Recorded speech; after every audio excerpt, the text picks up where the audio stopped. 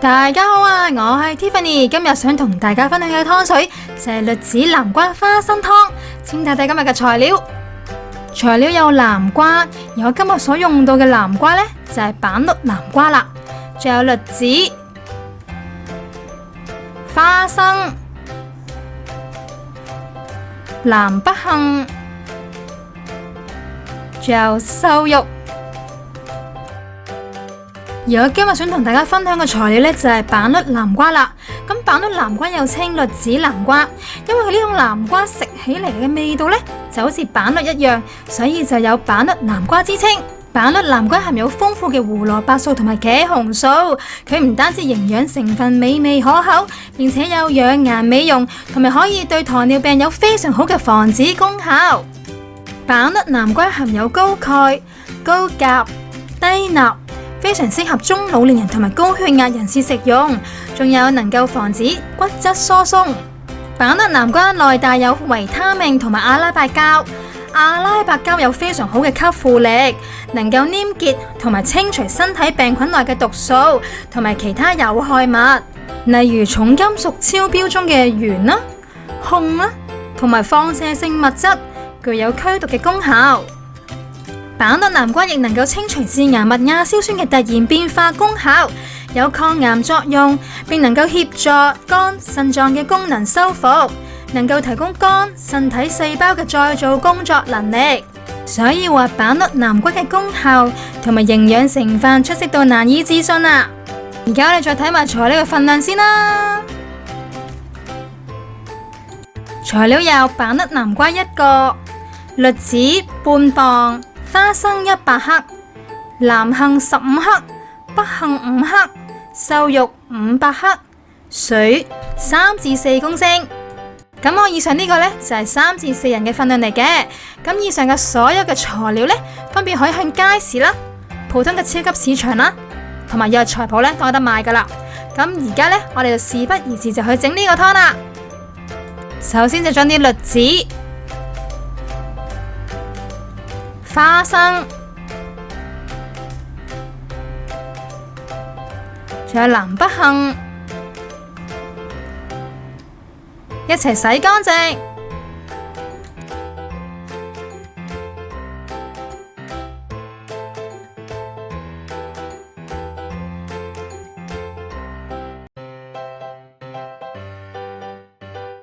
咁洗乾淨之後呢，就唔需要浸佢啦，直接擺埋一邊備用就可以啦。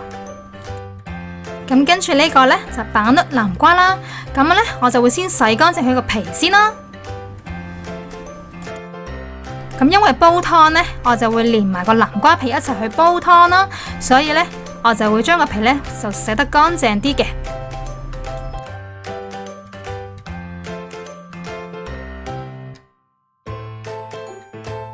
咁板栗南瓜呢，咁我頭先洗乾淨啦，咁而家呢，我就會將佢個頭部同埋尾部呢切走佢唔要嘅。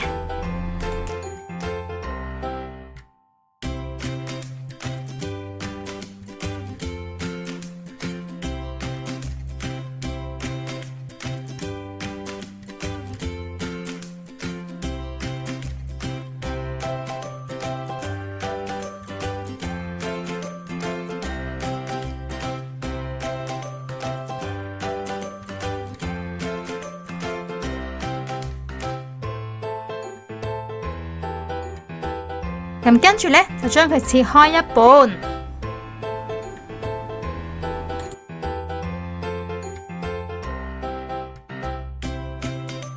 咁跟住呢，我就會再用匙羹呢，將裏面嘅南瓜籽呢，就刮走佢唔要嘅。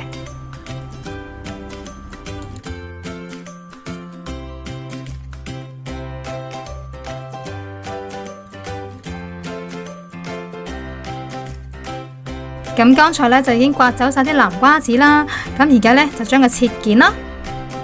咁大細呢，就按個人喜好啦。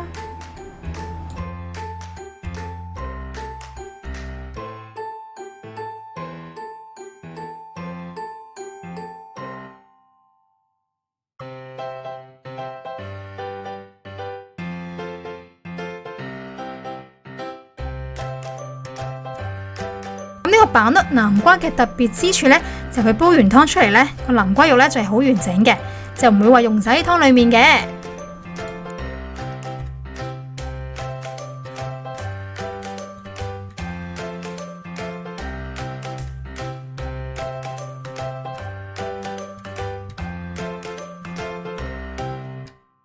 咁跟住呢，就洗乾你啲瘦肉啦，咁一陣間呢，就會出水嘅。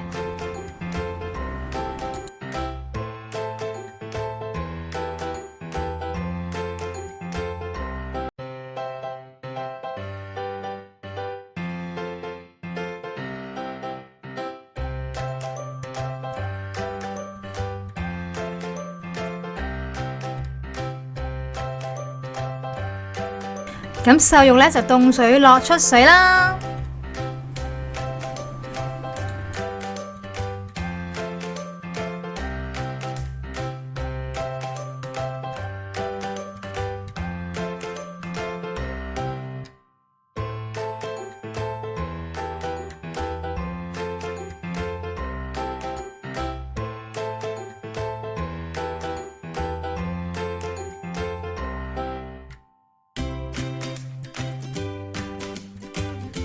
咁瘦肉出完水之後呢，就用清水沖返乾淨佢，然後備用。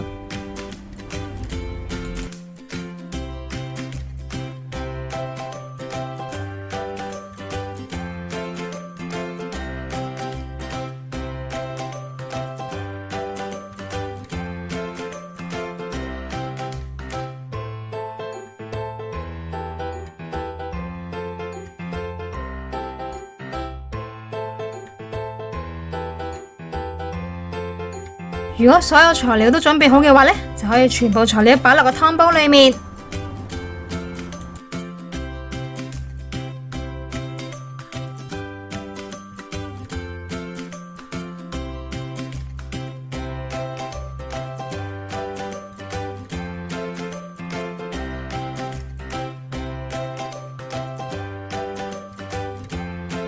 然後就加入清水。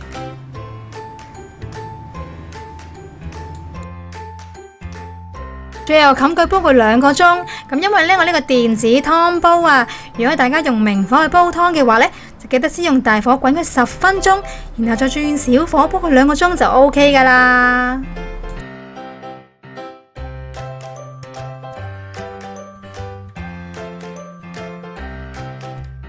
今日同大家分享呢個栗子南瓜花生湯呢，就已經煲好啦。如果大家中意我哋呢條片嘅話呢，就記得俾個 like 同埋訂閱我哋嘅 channel 啦。咁下星期再同大家再見，拜拜。